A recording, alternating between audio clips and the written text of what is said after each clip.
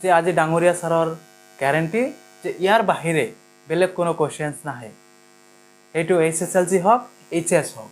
Hello' everyone, তোমালোকলৈ বহুত বহুত ধন্যবাদ যে মাত্ৰ দুটা ভিডিঅ' আপলোড কৰাৰ পিছতে তোমালোকে ইমানখিনি ছাপোৰ্ট দেখাইছা আৰু ইমান বেছি কমেণ্ট কৰিছা।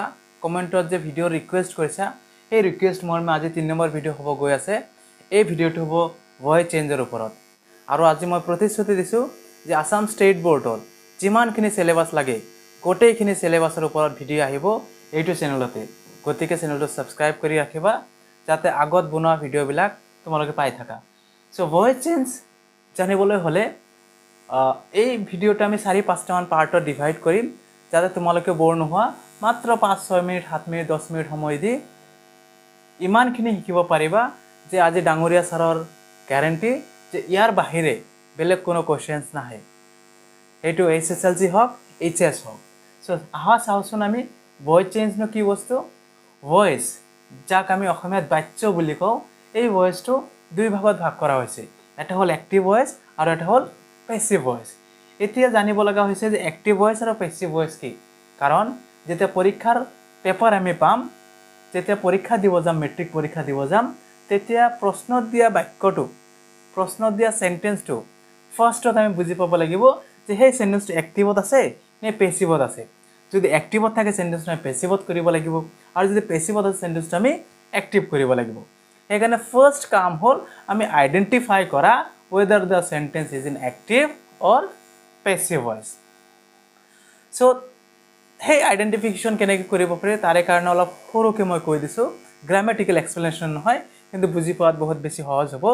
যে পেছিভ ভইচ যেতিয়া হয় চেণ্টেন্স এটা, তাতে এটা স্পেচিয়েল ভাৰ্ব থাকে প্লাছ ভাৰ্বটো সদায় ভাৰ্ব 3 থাকিব, প্লাছ ইয়াৰ লগত এটা প্ৰিপজিশ্যন থাকিব। চ' স্পেচিয়েল ভাৰ্ব, ভাৰ্ব 3 আৰু প্ৰিপজিশ্যন, এই তিনিওটা বস্তু যেতিয়া থাকিব সেইটোক আমি পেছিভ ভইচ বুলি ক'ম। আৰু যদি তিনিওটাৰ যিকোনো এটা যদি বাদ পৰে তেতিয়াহ'লে আমি বুজি পাম সেই চেণ্টেন্সটো কিহত আছে, এক্টিভত আছে। তেতিয়া হাচন বুজো যে প্ৰেজেণ্ট ইনডিফিনিট টেন্স বা চিম্পল প্ৰেজেণ্ট টেন্সৰ চেণ্টেন্স এটা এক্টিভ ভইচৰ পৰা পেছিভলৈ কেনেকৈ লওঁ তাৰ আগত জানিব লাগিব। প্ৰেজেণ্ট ইনডিফিনিট বা চিম্পল প্ৰেজেণ্ট টেন্স হ'ব লগা হ'লে তাৰে যিটো ফৰ্মেশ্যন হ'ব, গঠন হ'ব, তাতে আমাৰ থাকিব ছাবজেক্ট, ভাৰ্ব 1 আৰু অবজেক্ট থাকিব, যিটো এক্টিভ ভইচৰ ফৰ্মেশ্যন হ'ব। কিন্তু সেই এক্টিভ ভইচটো যেতিয়া আমি পেছিভ কৰিম, মানে এক্টিভ ভইচৰ যিটো অবজেক্ট আছিল সেই অবজেক্টটো আমি ছাবজেক্ট কৰিম, মানে অবজেক্টটো আগত আহিব, প্লাছ তাৰ লগত ইজৰ যিকোনো এটা আহিব ছাবজেক্টৰ লগত মিল ৰাখি। তাৰপিছত ভাৰ্ব যিটো দিয়া থাকিব সেই ভাৰ্বটো সদায় ভাৰ্ব 3 হ'ব। তাৰপিছত প্ৰিপজিশ্যন আহিব, আৰু এক্টিভ ভইচৰ যিটো ছাবজেক্ট আছিল সেইটো আমি অবজেক্ট হিচাপে লাষ্টত বহাম, তাৰ আগত প্ৰিপজিশ্যন। আৰু এই প্ৰিপজিশ্যনটো most of the time by লওঁ আৰু কেতিয়াবা আমি to লওঁ। এতিয়া আমি চেণ্টেন্স এটা লৈছোঁ যে I see the stars। এই চেণ্টেন্সটো চোৱা, আমি প্ৰথমে জানিব লাগিব চেণ্টেন্সটো এক্টিভত নে পেছিভত, যিটো আমি অলৰেডি শিকিছোঁ।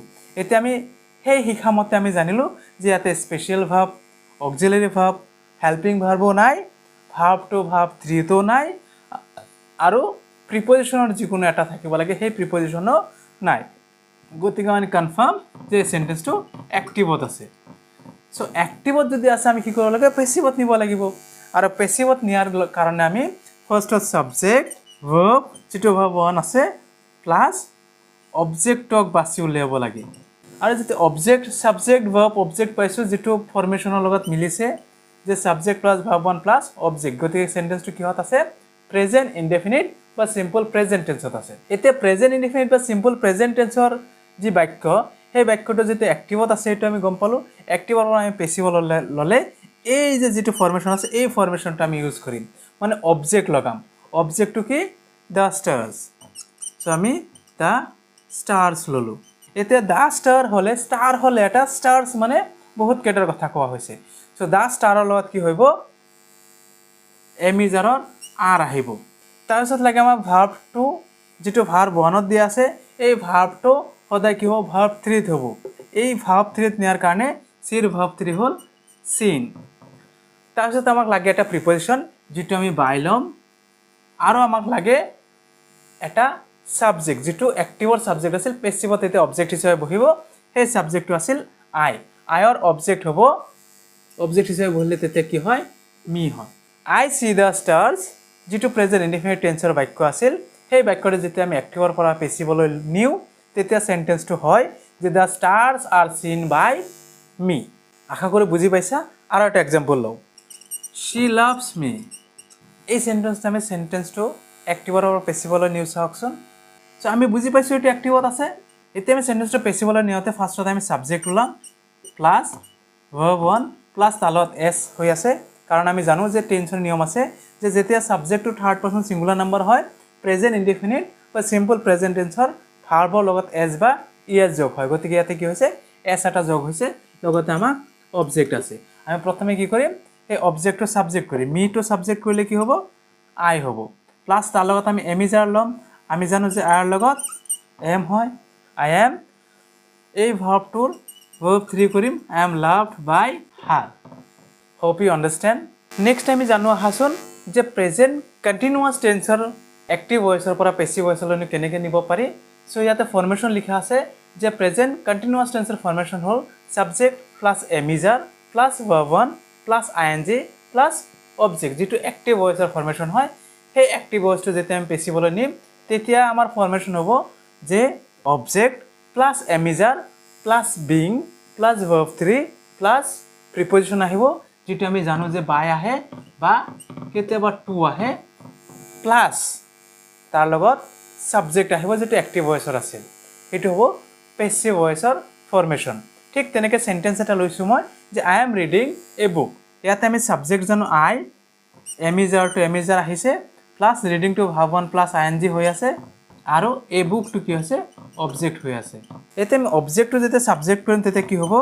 এ বুক অবজেক্টটো ললো আমি তাৰপিছত আমি ল'ব লাগে এম ইজ আৰ এমিজাৰৰ এ বুক আছে এটা কিতাপ সেই কাৰণে তাৰ লগত কি হ'ব ইজ হ'ব এ বুক ইজ তাৰপিছত আমাৰ কি আহে প্ৰেজেন্ট কন্টিনিউয়াস টেন্সৰ এক্টিভ ভয়েসৰ পৰা পেসিভ ভয়েসলৈ নিওতে বিং আহে B E I N G being তাৰপিছত ভাৰ্ব 3 হ'ব যেটো ভাৰ্ব 1 আছে ৰিড ৰিড এনেকুৱা এটা ভাৰ্ব যাৰ ভাৰ্ব 1 ভাৰ্ব 2 ভাৰ্ব 3 সেম গতিকে ৰিডৰ ভাৰ্ব 3 ৰিডে হ'ব যাৰ প্ৰনাউন্সিয়েশনটো অলপ বেলেগ হয় ৰেড বুলি কয় বাই দ্য ওয়ে তাৰপিছত আমাৰ আহিব প্ৰিপজিশন যেটো আহিব বাই আৰু তাৰ লগত আমাৰ যেটো সাবজেক্ট আছে এক্টিভ ভয়েসৰ এই সাবজেক্টটো অবজেক্টত আহিব আৰু আই অবজেক্ট হিচাপে বহিলে তেতিয়া কি হয় মি হয় মানে I am reading a book এই সেন্টেন্সটো যেটো এক্টিভৰ পৰা পেসিভলৈ নিম তেতিয়া আনসাৰ হ'ব এ বুক ইজ বিং ৰিড বাই মি এতে আমি আৰু এটা সেন্টেন্স লৈছো প্ৰেজেন্ট কন্টিনিউয়াস টেন্সৰ যেটো হ'ল they are painting their house ইয়াতে দে হ'ল সাবজেক্ট প্লাস এমিজাৰৰ আৰ আছে plus verb 1 plus ing plus their house একেলগে কি হৈছে অবজেক্ট হৈছে এতে আমি অবজেক্টটো সাবজেক্ট কৰো দেয়াৰ হাউস তাৰপিছত এমিজাৰ লাগিব যেনেকৈ দেৰ লগত আৰ হৈছিল কিন্তু দেয়াৰ হাউস মানে এটা ঘৰৰ কথা কৈছে গতিকে তাতে আৰ তো নহয় গতিকে তাৰ লগত কি হ'ব ইজ হ'ব এই হাউস ইজ তাৰপিছত পেসিভ ভয়েসৰ ফৰ্মেশনত কৈছিল নহয় যে কি আহিব বিং আহিব B E I N G being এই হাউস ইজ বিং ভাৰ্ব যেটো আছে হেতু ভাৰ্ব 3 হ'ব পেইন্টৰ ভাৰ্ব 3 হ'ল পেইন্টেড এই হাউস ইজ বিং পেইন্টেড তাৰপিছত প্ৰিপজিশন আহিব বাই আৰু দে টু সাবজেক্ট আছে এটো অবজেক্ট হিচাপে বহিব গতিকে দেৰ অবজেক্ট দেম সো হোপ তোমালোকে বুজি পাইছা যে এক্টিভ ভয়েসৰ পৰা সেন্টেন্স এটা পেসিভ ভয়েসলৈ কেনেকৈ নিব পাৰি যাৰ দুটা এক্সাম্পল দিলো মই প্ৰেজেন্ট কন্টিনিউয়াস টেন্স আৰু আগত দিছিলো প্ৰেজেন্ট ইনডিফিনিট টেন্সৰ এতিয়া চোৱা ইয়াত আমাৰ দুটা সেন্টেন্স আছে এই দুটা তোমালোকৰ হোমৱৰ্ক নিজে কৰা আৰু এনসাৰটো কমেন্ট বক্সত লিখিবলৈ একেবাৰে নাপাহৰিবা আৰু মই ক'লো অলৰেডি যে আমাৰ এই চেনেলত HSLC ৰ কাৰণে যিমানখিনি টপিকস লাগে যিমানখিনি prose poetry grammar writing skill reading skill সবখিনি ভিডিও আমাৰ এই চেনেলত পাই যাবা গতিকে চেনেলটো সাবস্ক্ৰাইব কৰি ৰাখিবা